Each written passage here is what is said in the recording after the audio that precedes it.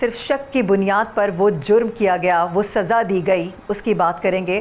جرم تھا ہی نہیں، سزا پھر بھی مل گئی۔ خیرپور کی سرزمین ایک بار پھر لہو میں نہا دی گئی، اور اس بار بھی ایک عورت کا قصور صرف اتنا تھا کہ اس نے اپنی زندگی اپنے فیصلے سے جینے کی ہمت کی۔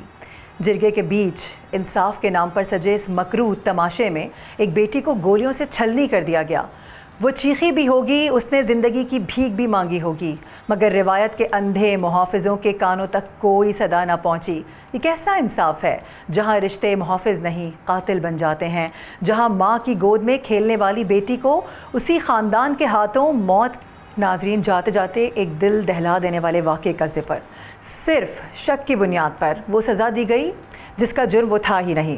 خیرپور کی سرزمین ایک مرتبہ پھر لہو میں نہا گئی۔ خالدہ چانڈیو کو بے رحموں نے بے دردی سے موت کی نیند سلا دیا، اور اس بار بھی عورت کا قصور صرف اتنا تھا کہ اس نے اپنی زندگی اپنے فیصلے سے جینے کی ہمت کی۔ جرگے کے بیچ انصاف کے نام پر سجے اس مکروہ تماشے میں ایک بیٹی کو گولیوں سے چھلنی کر دیا گیا۔ وہ چیخی بھی ہوگی، اس نے زندگی کی بھیک بھی مانگی ہوگی، مگر روایت کے اندھے محافظوں کے کانوں تک کوئی صدا نہ گئی۔ یہ کیسا انصاف ہے جہاں رشتے محافظ نہیں قاتل بن جاتے ہیں، جہاں ماں کی گود میں کھیلنے والی بیٹی کو اسی خاندان کے ہاتھوں موت کے حوالے کر دیا جاتا ہے۔ 1.25 ایکڑ زمین، 20 لاکھ روپے، کیا ایک عورت کی زندگی کی یہی قیمت ہے؟ اور جب یہ قیمت ادا نہ ہو سکی تو ماموں نے اپنی ہی بھانجی کو سب کے سامنے گولی مار دی۔ یہ قتل نہیں، انسانیت کا سرعام جنازہ تھا۔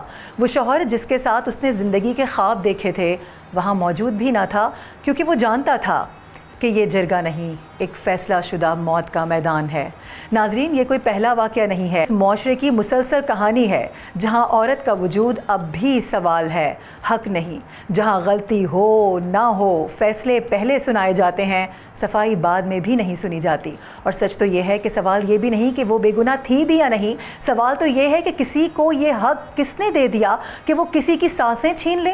ویڈیو وائرل ہوئی، نوٹس لیا گیا، بیانات آئے، لیکن کیا کسی ماں کے دل سے وہ چیخ نکل سکتی ہے جو اس کی بیٹی کی لاش کے ساتھ دفن ہو گئی؟ کیا کوئی قانون اس کی گولی کی آواز کو واپس لا سکتا ہے؟ یہ کہانی صرف ایک لڑکی کی نہیں، یہ ہر اس عورت کی چیخ ہے جو جینا چاہتی ہے مگر اسے روایت کے نام پر مار دیا جاتا ہے۔ یہ ہر اس خواب کی موت ہے جو کسی بیٹی کی آنکھ میں پلتا ہے۔ آخر کب تک عورت صرف فیصلوں کا نشانہ بنتی رہے گی؟ آخر کب تک اس کے جینے کا حق جرگوں کی میز پر نیلام ہوتا رہے گا؟ اور آخر کب تک ہم سب خاموش تماشائی بنے رہیں گے؟ خدا را ان فرسودہ نظام سے نکلیں، جینے دیں لوگوں کو، نہ چھینیں سانسیں کسی کی۔ ایک سوال چھوڑے جا رہی ہوں ناظرین کہ ریاست کب ایسے نظام کو کاروکاری کرے گی؟ سبسکرائب کریں اور بیل دبائیں تاکہ کوئی خبر رہ نہ جائے۔